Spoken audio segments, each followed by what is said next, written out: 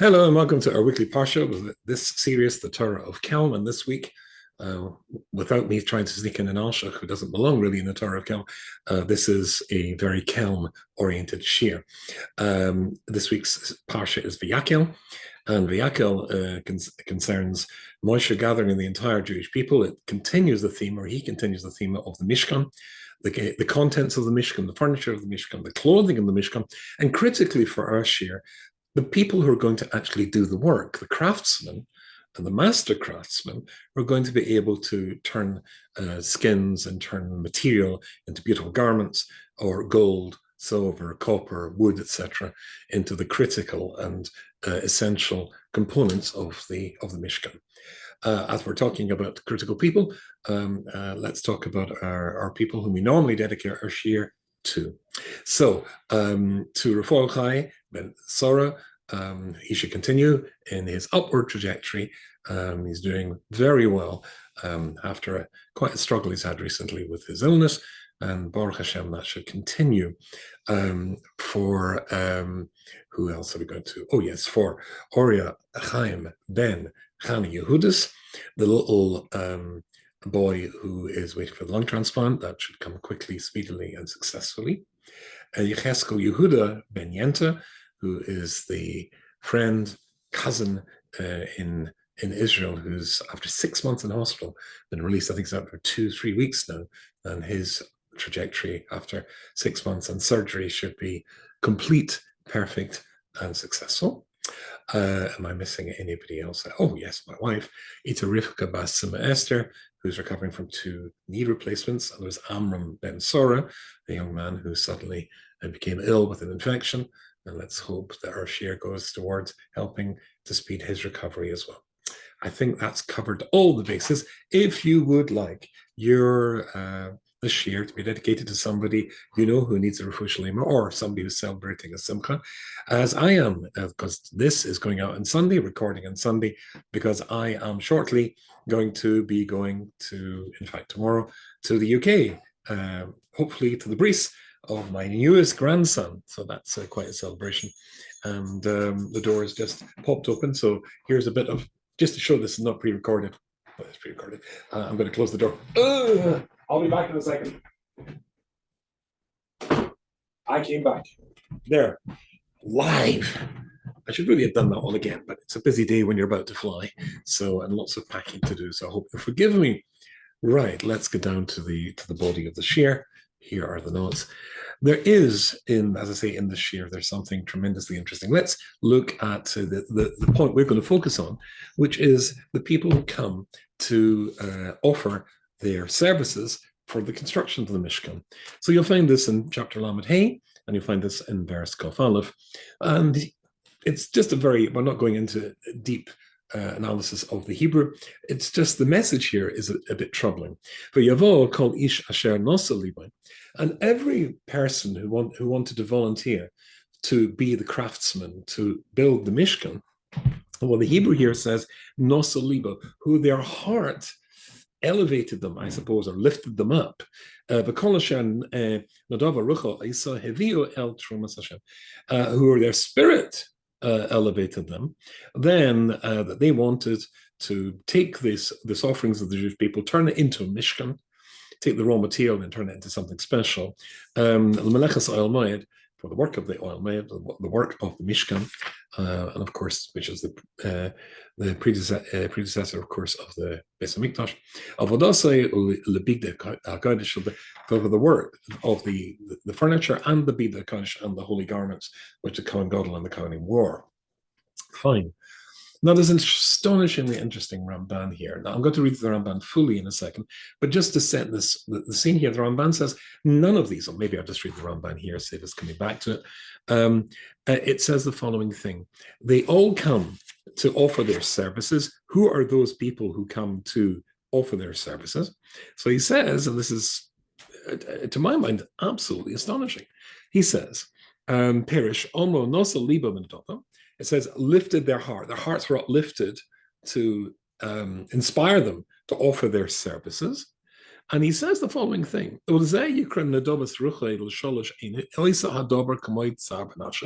first of all, it had to be that they They wanted to do this. They were happy to do it. It was voluntary. There was no coercion in all of this. And it's the important thing he goes on to say is, I'm trying to see if I can shorten this a little bit, is that none of them had any training in this whatsoever. Yeah, let's find the Ramban and read it to you.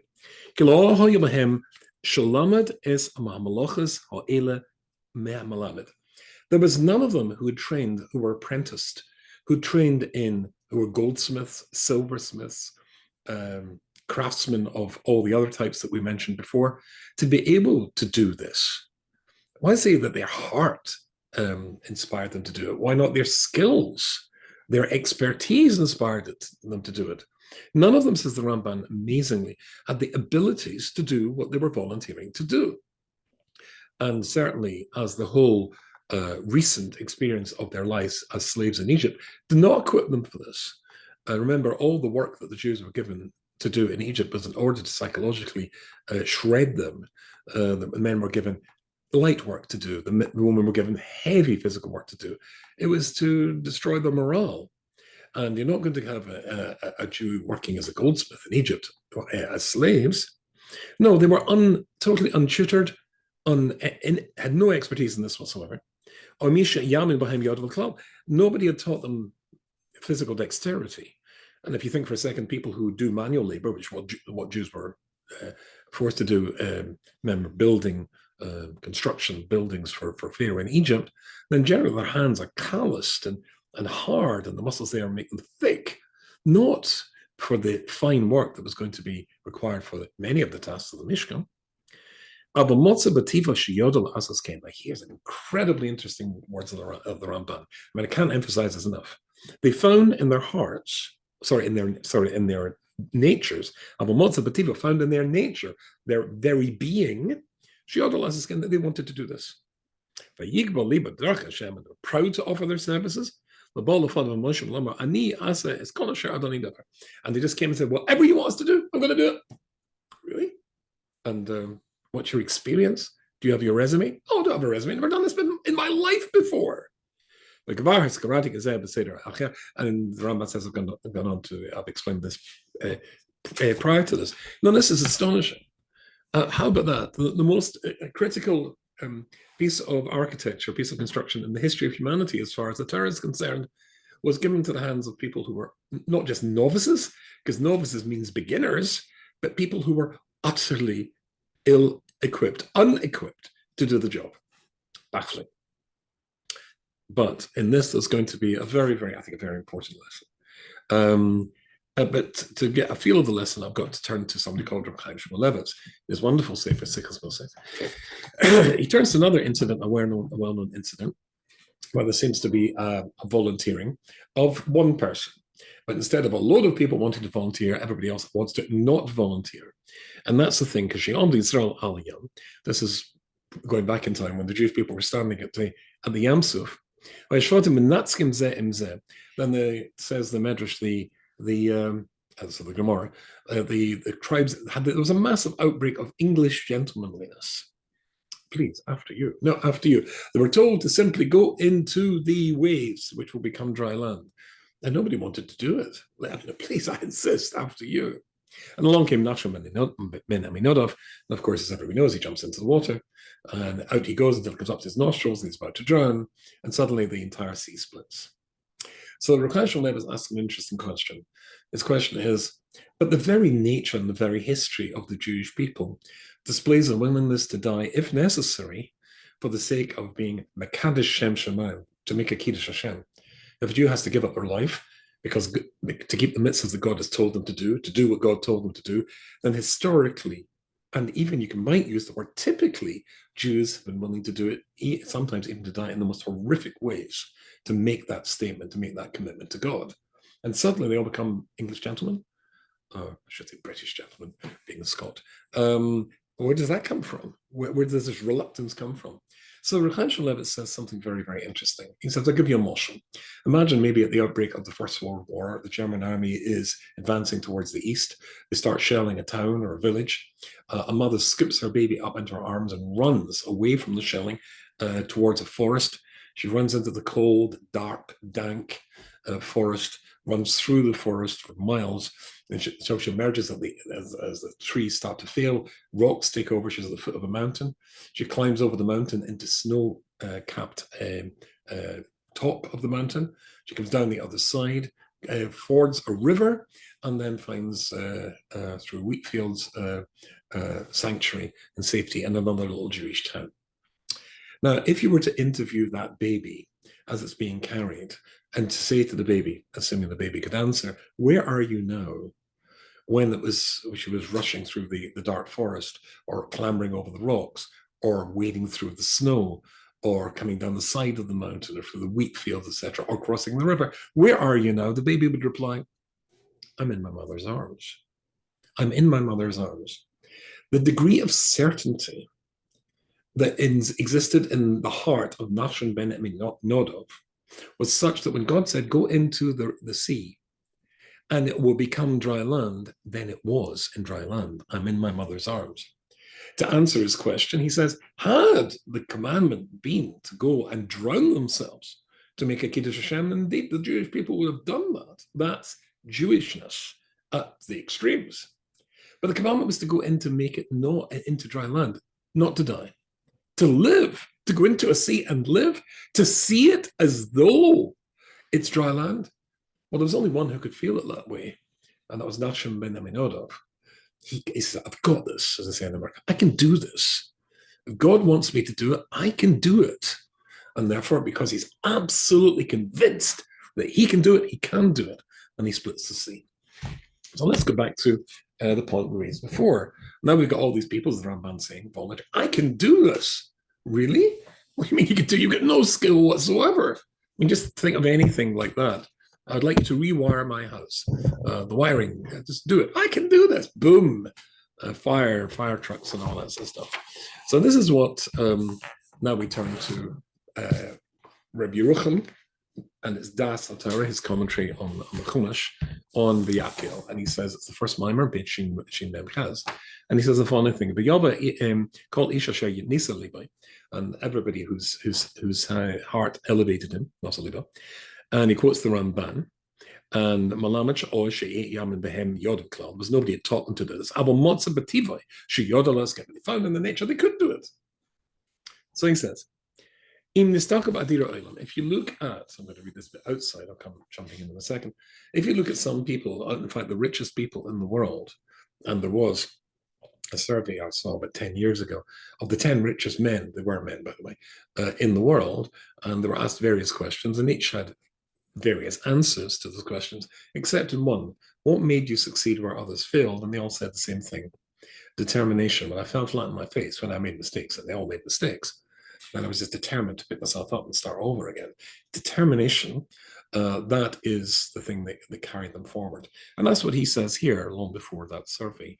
It's interesting here. In this tackle by Adir, if you talk to the richest people in the world, Kolashim Hagdan, to the richest, the most powerful, Rubam Kakulam, and all of them, without exception, Bo, Lasi, Aliyasam, Kimrak, Hados, and Zman Makvir, because they were absolutely, they had a determination, a massive amount of determination to succeed. Ish choser izama, person who doesn't have that determination, and he gives us the Yiddish or the German word, Unternehmung, that Unternehmung. Somebody who doesn't have that, then they're never going to succeed. But if you are absolutely convinced of your ability to do something, if you believe in yourself, and within yourself there is that ability, then that ability is going to come forward. So he goes on and gives a very interesting example. You probably know the rabbis say that we could learn all of the midot, all the midos, the character traits that a Jew is supposed to have, that a human being is supposed to have, by observation of the animal kingdom. It's an important idea. I think we'll return to that shortly. David Amelech says, Hashemayim Mesaprim Vayakel, that the whole of the earth, the universe, a careful observation, an objective observation of the universe leads you to a conclusion of a maker of the universe. Quite the opposite of assuming that the world had always been there, as Newton believed. No, Big Bang determines a fixed starting point. But as Einstein said, God doesn't play dice with the universe, or take chances of the universe. The structure, the symmetry, the frequency of pi r squared running through the structure of the universe tends to suggest that it was made. So he says the following thing: if you look at an ant, because looking at animals, you can learn things. Astonishing things you can learn from ants, he says. And he quotes from the Medrash Rabbah.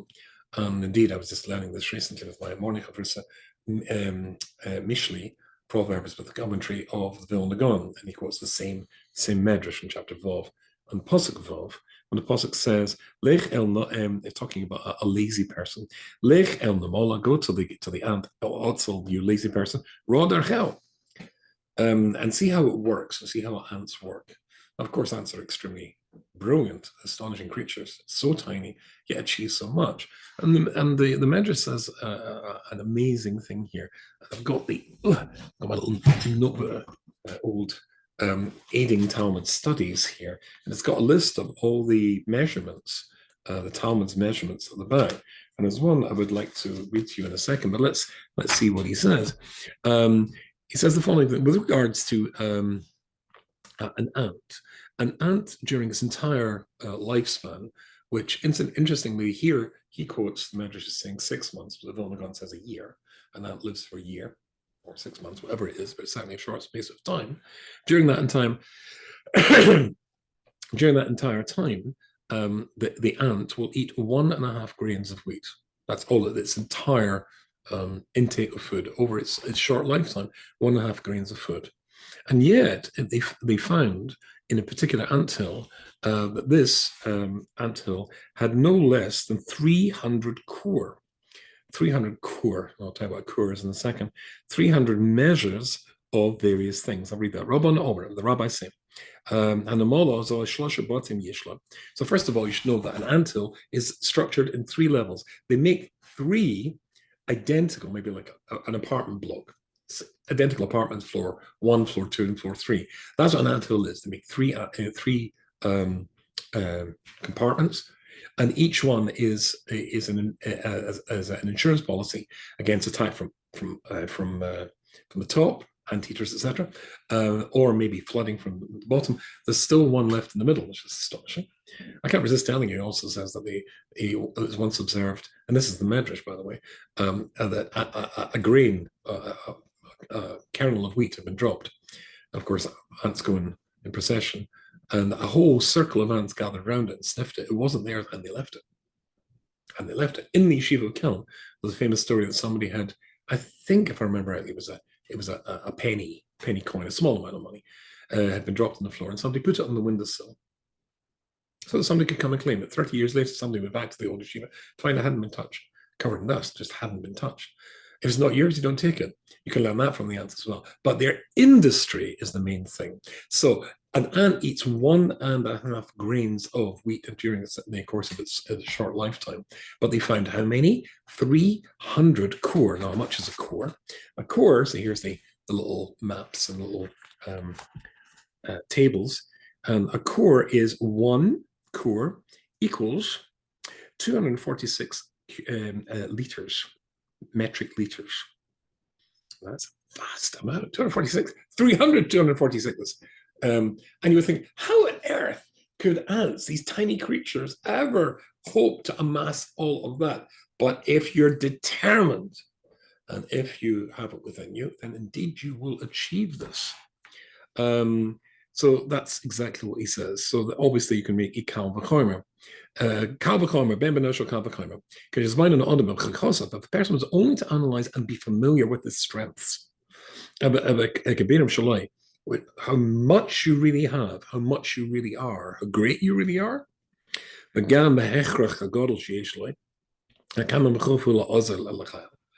with that potential falls on your shoulders the responsibility to realize the potential. Then Liska Ba'atzma Yizama Ma Emsa Lo Atala Eitz Kates Vagbola Ma Tikfa Lo Anasha Imazama Shaloy Lagia Rak Lechatza Mechatza. How sad it would be that if you could in the course of your lifetime gather 300 times 246 liters of good stuff, mitzvahs, learning, chesed, and all the rest, but all you did was 1.5 grains. Very sad. He says another thing which I can't resist sharing with you. We all know that Moshe Rabbeinu, when Hashem first speaks to him, his first prophetic experience was at the burning bush. Moshe Rabbeinu's reaction to the burning bush, he turns away, he averts his gaze. There's a ton to say in that. But Moshe turns away his foot. And the Gemara says, and the Medrash says, Moshe's Ponav, Rabbi Yeshua ben Korcha says about that, that he was punished for that. Moshe did something wrong by averting his gaze, but everybody says he did something good by averting his gaze out of humility and don't look at God, etc. But of course, in this week's Parsha, if you remember, last week's Parsha, I should say, when Moshe manages to get the Jewish people off the hook and he realizes it's an Eis Rotzen, a time of special favor and forgiveness from heaven, then he turns around and says, okay, please Hashem, show me, let me see you. Hashem says, no, you can't see me. So what was the punishment that Rabbi Yeshua says that Moshe suffered for averting his gaze, which he says he should not have done? Then had it been the case that Moshe had not averted his gaze, he would have seen it, and God would have shown him everything, the entire universe from beginning to end, and the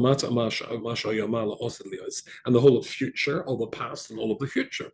And it says in Lamed Gimel and Yud Ches in the Parsha there, as we mentioned before, show me what you're like, show me the entirety of your creation. I wanted to show it to you, and you didn't want to see it. And now that you want to see it, I don't want to show it to you. This is something we've been saying in the last few weeks, and again, it's from Rabbi Rucham, only in his Das Chacham Musar. There's a time, carpe diem, grab the moment, because if the time passes and you haven't grabbed the moment, then it can be gone and slip through your fingers. That's the message that's being given here. So even Moshe Rabbeinu, the great Moshe Rabbeinu, he didn't believe in himself enough. You have to use a microscope to see the flaw in his calculation, but he didn't believe in himself enough to look at Hashem when he could have looked at Hashem. He looked away for a million right reasons, but there was one of those million right reasons that was not right, and that was an opportunity which was lost and which was missed. Get the moment and grab the moment when it comes. That's an astonishing thing just thinking about it. I don't know if you know anything about Elon Musk, and frankly, nor do I. I have 2 shares in Tesla, by the way, so that makes me a multi-gazillionaire. But Elon Musk, I think SpaceX is his company. Elon Musk is not a rocket engineer, but he's taught himself how to be a rocket engineer. He was actually part of his own team that he was actually did an active role in constructing that spaceship. Where did that come from? It's amazing what you have within you that you just don't actually know exists until you're absolutely determined to try, and that determination brings it to the fore. But the Ramban said, and this is the one I was very interested in, those words when they said, remember the Ramban said, in their nature, they found the answer within themselves. These people with no skill and no training in gold and working with gold, working with silver, working with copper, etc., etc. Suddenly they found it was in there within themselves all the time. Keep with Kelm then, and let's go to Rabbi Dessler. Rabbi Dessler is a Mikveh Million, it's a Kelm base, and he talks, and now this is astonishing. I hope you're sitting down to listen to this. This you'll find at page 40, and it's just a little paragraph in the whole essay here, but it's called Mi'atzmo Lama Torah. Who taught Avram Avinu Torah? The Torah had not been given. He found it from within himself. And it must mean he also found Parshas Vayakel and Truma and Tzavi and all the other Parshas that deal with the making of the Mishkan. He found it within himself. So let me read this to you. This is blow your socks off time. The Madriga, the spiritual level that Avram Avinu had reached through working in himself, was able to allow him to access and see the Torah and understand the Torah. That's the Torah you and I understand from within himself. Amazing. He understood from his very nature and the Yetzer Hara from within himself, which tried to minimize his abilities, talents, and ability to grow. And that those very dynamics that existed within himself showed him who he was and what the game is, what the deal is about being a human being. Hashem b'chinas abasari achaza elokai, and there's a pasuk in the Eov which says, and you can find in my very flesh, my very being, my very existence, I can discover God. A human being, listen to this, is a microcosm. Each and every one of us is a microcosm. Contained within us is the whole of the universe. Now, there's an interesting Jewish idea. You're not just a microcosm of your family, the Jewish people, humanity. The whole of the creation is contained within you. Now, I could spend a long time expanding on that idea, but just think we're all made up of atoms, etc. There's an idea atoms never die, get to physics, that just changes its shape, etc. Let's not go too far down that rabbit hole. She's Shemasa Shalakadosh Baruch, and the whole of creation is the names of God. God creates the world. Tzirufo Kol Hagiloim, and everything that you see in the world is an aspect of God if you know how to, as it were, what's the word? Engineer. What is it? When you reverse engineer. If you reverse engineer the world, you come to the blueprint, and the author or the architect. If you reverse engineer yourself as a microcosm of the world, you again come to the same conclusion: God. Because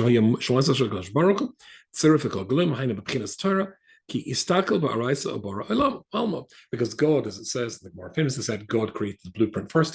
He created the Torah, and then he created the world from it. So therefore, if you look at the world and reverse engineer the world, then you're going to come to the Torah. Avram Avinu was able to find that within himself and reverse engineer and come to God. As I say, it is conceivable. Now, you have to be an Avram Avinu. It's not going to be a Y.Y. Rubinstein. And if you forgive me, I don't think it's going to be you either. But if you're an Avram Avinu, you could reverse engineer and arrive at the Torah, and you could find that Torah from within yourself. There's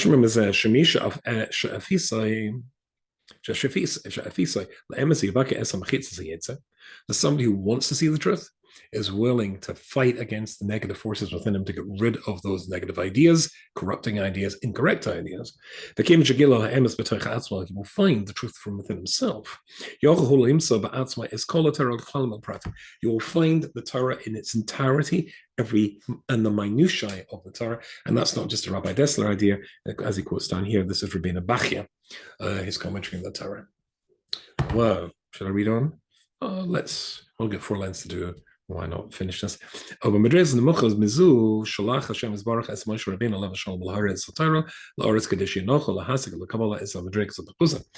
Torah was therefore able to come down to the world to be able to inspire people on a smaller level than that, to bring them up to the level of an Avram Avinu.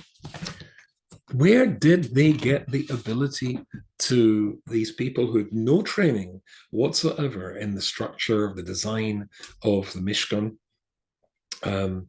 Holio, Betzalel, etc. As the Ramban says, they found it from within themselves. From within themselves, it is. The Torah is within ourselves. You just have to be able to know how to access that and to get it out right. Avram Avinu could do that. Now there is a beautiful, and as we're concluding now, Sifsi Chaim, Friedlander was a Talmud of Rabbi Dessler. So again, we're staying with Kelm.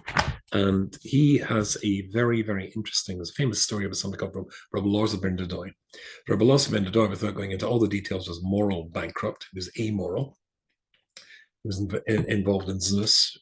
And once he has a moment of teshuvah, a moment of regret, sincere regret, and he changes his life completely, dies, goes to Shemayim, and when he dies, a heavenly voice says, Yotzabas call Rabbi Elazar ben Dodoy Rabbi Elazar ben Dodoy. or just a moment of teshuvah. And then he dies after this. He gets the title rabbi. I know how hard I worked in Gateshead Yeshiva to get the title rabbi, and he got it in a second. So Rebbe who wrote the Mishnah, is very upset. When he hears this, he cries. Why does he cry? So Chaim Friedlander says, Ella Shatova ba'atzmai.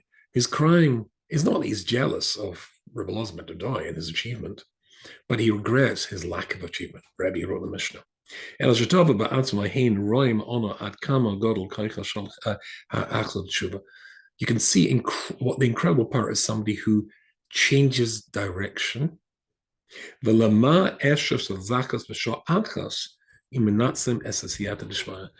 if a person just makes the decision, is determined to change, the repercussions that can have? If only I had, says Rebbe, I had that level of determination my whole life, because he has achieved what I achieved my whole life, because he, in that one moment, was able to get to a level of determination, which if only I could have applied that throughout my life, then I would have been so much better. To go back to what Rabbi Rucham said, then imagine that you have a limitless, an infinite, because of the Torah is within you, it is an infinite amount of potential.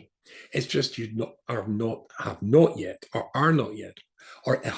yet sufficiently been determined to release it and to realize that.